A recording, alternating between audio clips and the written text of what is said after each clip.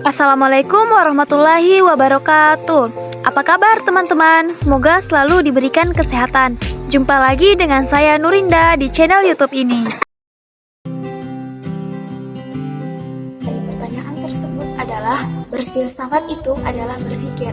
Namun tidak semua orang berpikir tersebut berfilsafat.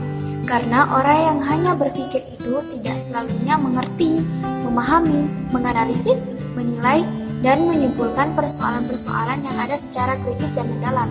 Dan orang yang berpikir itu pada umumnya hanya memikirkan sesuatu tersebut hanya sebatas angan-angan dan tak terrealisasikan secara aktual. Nah, berbeda dengan orang yang berfilsafat, itu selalunya pasti berpikir. Sebagaimana yang kita tahu bahwa filsafat itu sendiri muncul karena adanya rasa ingin tahu dan rasa ragu-ragu.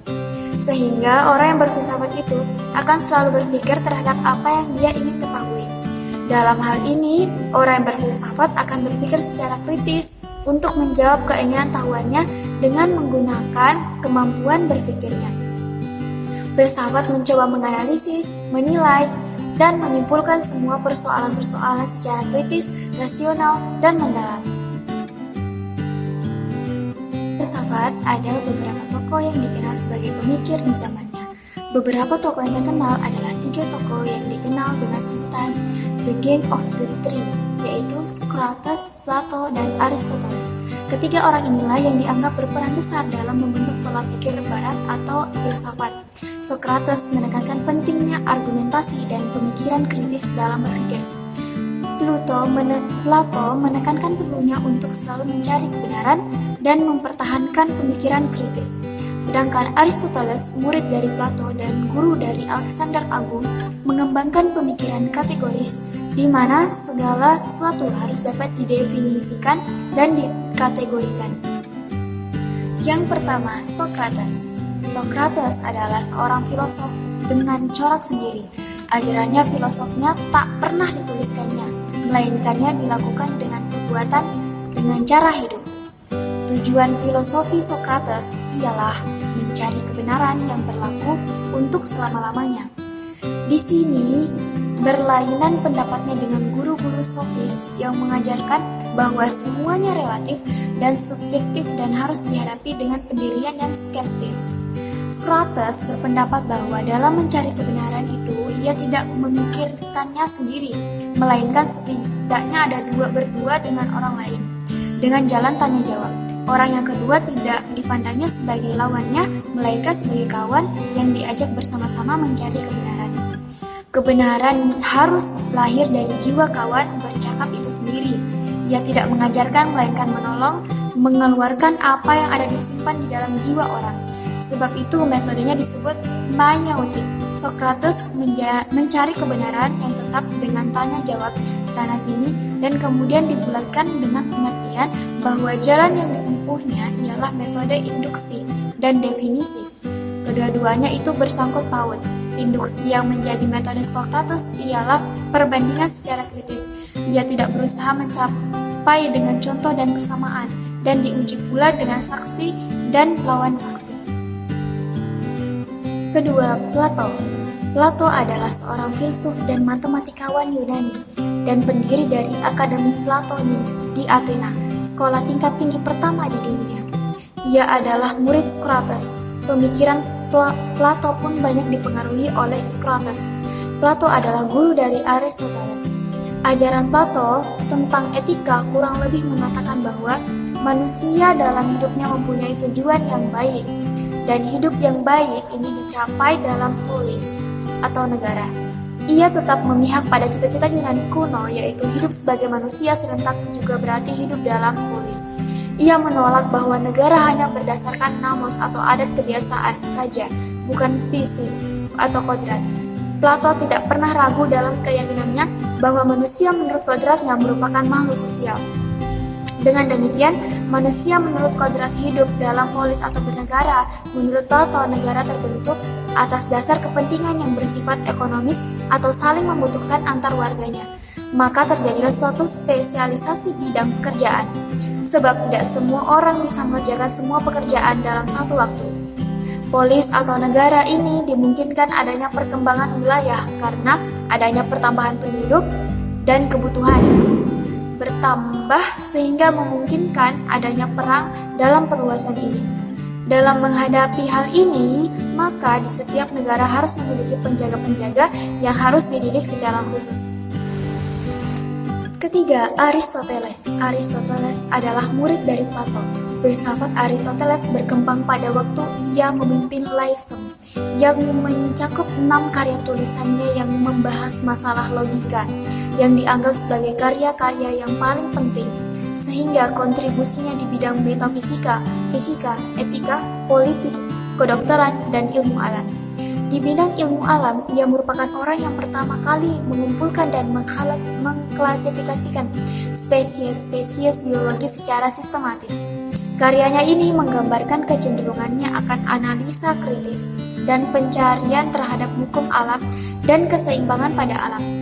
Plato menyatakan teori tentang bentuk-bentuk ideal benda, sedangkan Aristoteles menjelaskan bahwa materi tidak mungkin tanpa bentuk karena dia ada. Selanjutnya ia mengatakan bahwa bentuk materi yang sempurna, murni atau bentuk akhir adalah apa yang dinyatakan sebagai theos, yaitu yang dalam pengertian bahasa Yunani sekarang dianggap berarti Tuhan.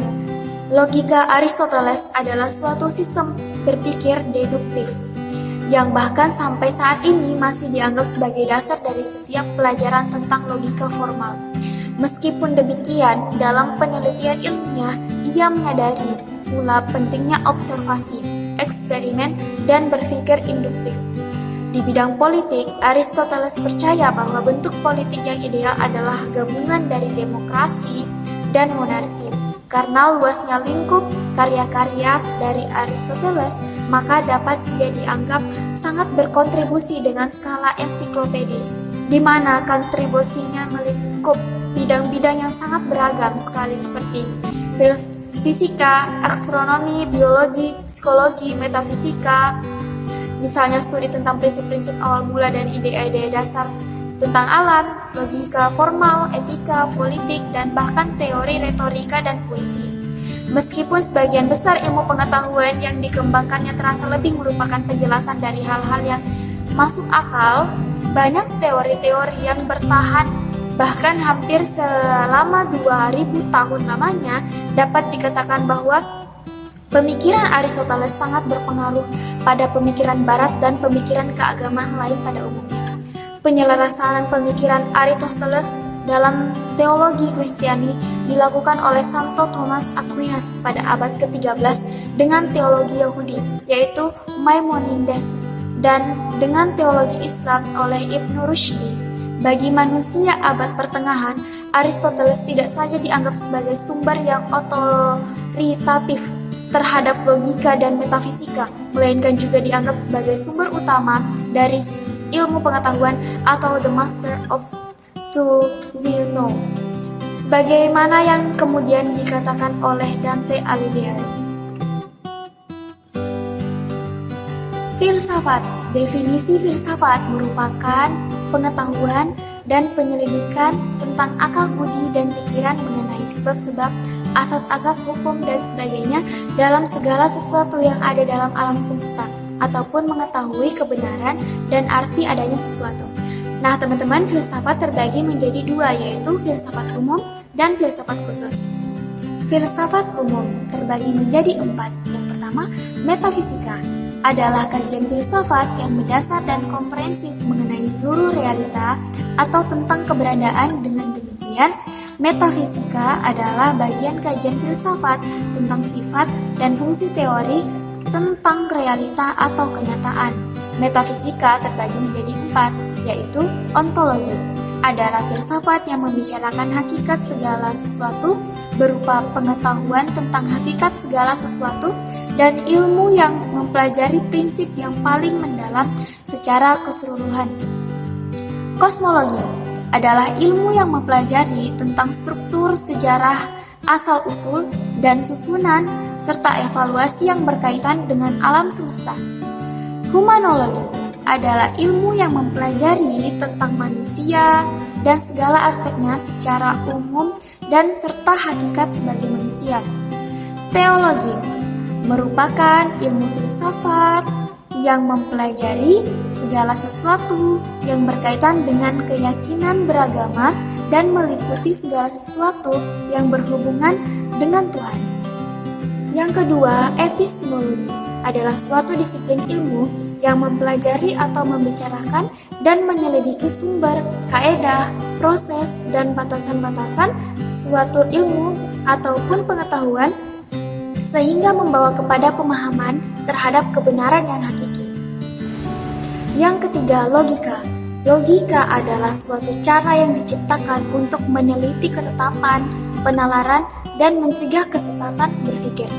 Logika membicarakan tentang aturan-aturan berpikir agar dengan aturan-aturan tersebut dapat mengambil kesimpulan yang benar. Logika ini terbagi menjadi dua, yaitu yang pertama, logika induksi. Logika induksi merupakan ragam logika yang mempelajari asas-asas penalaran yang benar dari sejumlah hal khusus sampai kepada suatu kesimpulan. Yang kedua, logika deduksi adalah suatu ragam logika yang mempelajari asas-asas penalaran yang bersifat deduktif, yakni suatu penalaran yang menurunkan suatu kesimpulan sebagai kemestian dan pangkal pikirnya sehingga bersifat benar. Yang keempat yaitu aksiologi, merupakan cabang filsafat yang membicarakan tujuan ilmu pengetahuan itu sendiri dan bagaimana manusia menggunakan ilmu tersebut. Jadi, hakikat yang ingin dicapai aksiologi adalah hakikat manfaat yang terdapat dalam suatu pengetahuan. Aksiologi terbagi menjadi dua, yaitu yang pertama, etika. Etika merupakan cabang filsafat yang membicarakan tentang nilai yang baik dan buruk. Etika adalah aturan, norma, kaidah, ataupun tata cara yang biasanya digunakan sebagai pedoman dalam melakukan perbuatan dan tingkah laku. Yang kedua, estetika merupakan cabang ilmu filsafat yang membicarakan tentang keindahan. Selanjutnya yaitu filsafat khusus. Filsafat khusus terdiri dari filsafat pendidikan, filsafat hukum, filsafat sejarah, filsafat seni, filsafat logika, dan filsafat ilmu. A. Filsafat pendidikan. Filsafat pendidikan adalah ilmu yang mempelajari sekaligus melahirkan pengetahuan-pengetahuan baru, sains, dan melahirkan cabang ilmu yang baru. Filsafat pendidikan sebagai proses berpikir manusia yang bertujuan untuk memperoleh kearifan dan kebijakan di bidang pendidikan. B. Filsafat hukum. Filsafat hukum merupakan cabang filsafat yang mengkaji konsep perbuatan niat, kehendak, kebebasan, dan keadilan, serta berusaha membuat teori hukum berkaitan dengan karakteristik hukum. C. Filsafat sejarah adalah salah satu cabang filsafat dari bidang sentral tradisional yang dianggap sebagai disiplin sejarah dari filsafat yang membahas kepada sejarah ilmu pengetahuan. D. Filsafat seni merupakan kajian filsafat yang menyangkut masalah umum dan mendasar tentang pertanyaan apa itu seni dengan melalui metode-metode ilmiah. Selanjutnya, fisika logika adalah ilmu yang membicarakan aturan-aturan berpikir agar terciptanya penalaran dalam berpikir. Yang terakhir adalah filsafat ilmu, adalah bagian dari filsafat yang menjawab beberapa pertanyaan mengenai hakikat ilmu. Bidang ini mempelajari dasar-dasar filsafat, asumsi dan implikasi dari ilmu yang termasuk di dalamnya ilmu alam dan ilmu sosial. Filsafat mengajarkan bagaimana cara berpikir secara sungguh-sungguh untuk mencari kebenaran. Dalam hal ini, filsafat berperan untuk mengajarkan bagaimana berpikir secara kritis untuk mengambil suatu tindakan. Karena filsafat sebagai dasar dalam mengambil keputusan sehingga menggunakan akal pikiran secara proporsional. Filsafat dapat dikatakan suatu disiplin ilmu yang mempelajari tentang metode berpikir secara komprehensif, sehingga bisa menganalisis sesuatu dalam mengambil kerangka pikir, dalam membentuk kerangka pikir sebelum seseorang melakukan tindakan agar tidak salah dalam mengambil suatu keputusan.